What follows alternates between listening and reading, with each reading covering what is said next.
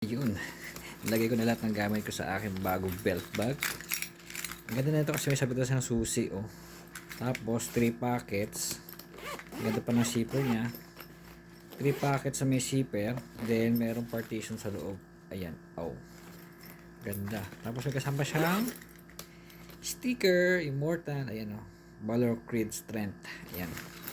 So, ayan, bagong-bago. Meron na tayong magagamit uli. Ganda ng tela nito kasi hindi naman siya waterproof. Balastic siya, hindi gano'n nagagasgasan. Hindi gano'n naalikabukan. Diba? Sa mga naghahanap din ng bag pang motor. Maganda to. Maganda, oh. Ang tibay na strap nito. Tumatagal. Meron ako nito 3 years na rin, eh. Ayan, diba? Ganda. Sagad natin dito.